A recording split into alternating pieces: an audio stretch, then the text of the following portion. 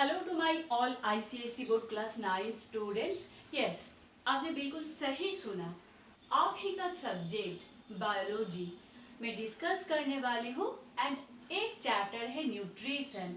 उसमें से एक टॉपिक विटामिन्स को मैं डिस्कस कर रही हूँ आज के क्लास में। जैसे कि आपको पता है जो 6 फूड कंपोनेंट्स होता है उसमें से एक कंपोनेंट है विटामिन्स। पर आपने क्या कभी जानने की ट्राई किया? विटामिन्स तो हम टर्म यूज करते हैं, बट कहाँ से ये नाम आया? पहले इस कंपोनेंट्स का नाम विटामिन्स नहीं था। देखिए, ईयर था 1881। उस वक्त एक साइंटिस्ट था, साइंटिस्ट लूनिन। उसने ऑब्जर्व किया था जो लिविंग ऑर्गेनिजम्स का जो नेचुरल ग्रोथ है वो टोटली कुछ फूड कंपोनेंट्स के द्वारा प्रभावित होता है। अगर उसे वो फूड कंपोनेंट्स नहीं मिलता है तो उसका नेचुरल ग्रोथ रिटार्डेड हो जाता है एंड न्यूट्रिशन भी अफेक्टेड होता है। तो उससे क्या होता है ना, उससे इससे वो जो लिविंग ऑर्गेनिज्म है उसका डेथ भी हो सकता था। ओके, उसके बाद और एक साइंटिस्ट आया, हॉपकिंस। सो हॉपकिंस ने क्या बोला? हॉपकिंस ने लूनिन ने जो फूड कंपोनेंट्स के बारे में बताया था, वो जो उस फूड कंपोनेंट्स का नाम हॉपकिंस क्या दिया ना, एसेंशियल सपोर्टिव फूड कंपोनेंट्स। याद रखना, essential supportive food components. Okay, उसके बाद कम से कम देखिए ऑलमोस्ट 100 ईयर्स के बाद, 100 ईयर्स से भी ज़्यादा वक्त के बाद जो साइंटिस्ट फ्रांक ने जो हॉपकिंस ने नाम दिया था एसेंशियल सपोर्टिव फूड एलिमेंट्स। सो एसेंशियल सपोर्टिव फूड एलिमेंट्स का नाम दिया विटामिन्स। किसने दिया? साइंटिस्ट फ्रांक ने नाम दिया था विटामिन्स का। सो हमने जान लिया विटामिन्स का नाम कैसे आया था। सो देखिए स्टूडेंट्स, इस पोर्शन को मैंने आपके साथ डिस्कस कर दिया। ओके, चलिए अब हमें इस पोर्शन की ज़रूरत नहीं है। अब चलिए विटामिन्स के बारे में मैंने प्रीवियस क्लास में डिस्कस किया है, तो उसका जो वीडियो है उसको अब बहुत ही जल्द आपको मिल जाएगा। तो देखिए, जस्ट शॉर्ट में बोल रही हूँ, विटामिन्स क्या है ना, विटामिन्स एक केमिकल सब्सटेंस है जो हमारे बॉडी में ज़्यादा नहीं लगता है, बहुत ही लिटिल अमाउंट में लगता है। एंड विटामिन्स जो है वो एक कैटलिस्ट या एंजाइम की तरह काम करता है एंड लास्ट में विटामिन्स क्या होता है ना, वो डिस्ट्रॉय हो जाता है। ओके, अब देखिए कितने प्रकार की विटामिन्स है। सो विटामिन्स का दो प्रकार भेद है। क्या क्या? First one is fat soluble vitamins and the second one is water soluble vitamins. अब देखिए, फैट सॉल्यूबल विटामिन्स के अंडर में क्या क्या आता है? Vitamin A, D, E and के। दैट मीन्स कुल मिलाकर 4 विटामिन्स फैट सॉल्यूबल विटामिन्स के अंडर में आता है। अब देखिए, आपके साथ में स्टेप वाइज हर एक विटामिन्स जो है उसका जो फीचर्स है, फंक्शन, सोर्सेस एंड डिफिशियंसी है, उन सब के बारे में डिस्कस करने वाली हूँ। सो देखिए, ये तो एक क्लास में पॉसिबल नहीं है, तो इसीलिए आज मैंने जिस विटामिन को चूज किया उसका नाम है विटामिन ए, जो हमारे ह्यूमन बॉडी के लिए बहुत ही ज़रूरी है। क्यों ज़रूरी है, जब मैं डिस्कस करूँगी आपको समझ में आ जाएगा। सो सबसे पहले देखिए, what are the features of vitamin A. Actually vitamin A, first point, vitamin A का केमिकल नेम है रेटिनॉल और axerophthol. That means vitamin A का केमिकल नेम आप रेटिनॉल भी बता सकते हो और एजेरोथॉल। नेक्स्ट देखिए, vitamin A is also known as anti infective vitamin. अब क्वेश्चन पूछिए मुझे, एंटी इन्फेक्टिव विटामिन क्यों कहा जाता है? क्योंकि लिविंग ऑर्गेनिज्म को इन्फेक्शन से प्रिवेंट करता है, इसीलिए विटामिन ए को एंटी इन्फेक्टिव विटामिन कहा जाता है।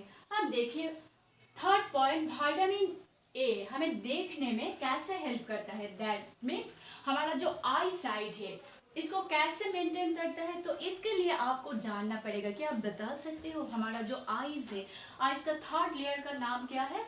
यस, थर्ड लेयर जो है रेटिना। रेटिना में कुछ सेल्स प्रेजेंट रहता है। सो उसमें से एक सेल है रॉड सेल, एंड आपको पता है रॉड सेल में एक प्रोटीन प्रेजेंट रहता है जिसका नाम है रेडाप्सिन। एंड ये जो रेडाप्सिन प्रोटीन है इसका मेन कंपोनेंट क्या है? Vitamin A.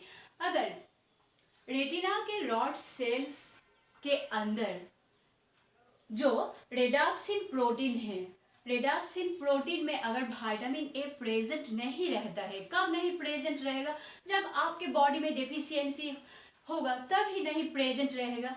तो जाकर क्या होगा ना, आपको आपका जो आई साइड है दैट मीन्स वो प्रभावित होगा। तो इसीलिए कहा जाता है जो विटामिन ए रेडाप्सिन का मेन कंपोनेंट है, और इसका कमी होने से human being that means living organism में नाइट ब्लाइंडनेस देखा जाता है। ओके, फोर्थ पॉइंट इज, देखिए खूब ही इंटरेस्टिंग पॉइंट, अब ध्यान से सुनो। देखिए हम सब तो विटामिन ए हमें पता है, हम इस वेजिटेबल से हमें मिल जाएगा, उस फ्रूट से मिल जाएगा। अगर मैं आपको पूछूं तो आप हर एक का एग्जाम्पल मुझे दे दोगी, पर क्या आपने कभी ये जानने की कोशिश किया हमारे बॉडी में विटामिन ए कैसे सिंथेसाइज होता है? Yes, this is my question. देखिए हमें क्या पता है ना, फ्रूट्स एंड वेजिटेबल्स में एक पिगमेंट मिलता है कैरोटीन। अगर फ्रूट्स एंड वेजिटेबल्स में कैरोटीन मिलता है तो हमारे ह्यूमन बॉडी में दैट मीन्स हमारे लीवर में कैसे कैरोटीन आता है? यस, हमारे लीवर में भी कैरोटीन प्रेजेंट है, बस उस कैरोटीन का क्या नाम है? Beta carotene. अब what is the function of beta carotene? देखिए बीटा कैरोटीन क्या करता है ना, लीवर में जो विटामिन ए है उसको सिंथेसाइज करता है। हमारे लीवर में विटामिन ए सिंथेसाइज होता है। सो इसी की वजह से हम देख सकते हैं हमारा जो इम्यून सिस्टम है वो इम्प्रूव होता है। ओके, एंड हमारा जो स्किन हेल्थ है वो अच्छा होता है। ओके, नेक्स्ट पॉइंट देखिए, विटामिन ए अगर इसका डेफिशिएंसी आपके बॉडी में होता है तो आप क्या क्या प्रॉब्लम फेस करोगी?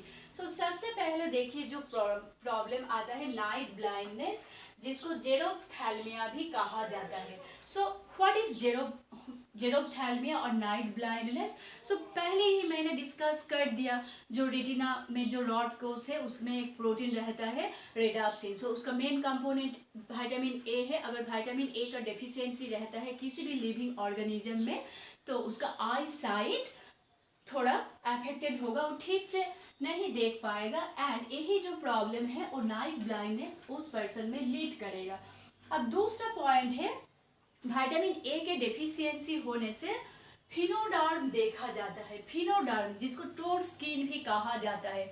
सो फिनोडर्म क्या होता है ना, अगर कोई भी पर्सन फिनोडर्म से सफ़र करता है तो सबसे आगे जो ऑर्गन अफेक्ट होता है वो है स्किन। स्किन क्या होता है ना, स्किन बिल्कुल टोड की तरह हो जाता है, बहुत ही ड्राई हो जाता है, इतना ड्राई हो जाता है कि समझो क्रैक होकर उसमें से खून निकल कर आता है। सो देखिए हमने बोल दिया फिनोडर्म और टोड स्किन, एंड जो हमारे आईज में जो कॉर्निया है, कॉर्निया अफेक्टेड होता है अगर विटामिन ए का डेफिशिएंसी होता है। अब चलिए हमने तो इतना सब कुछ जान लिया, पर हम कहाँ से इंटेक करेंगे विटामिन ए?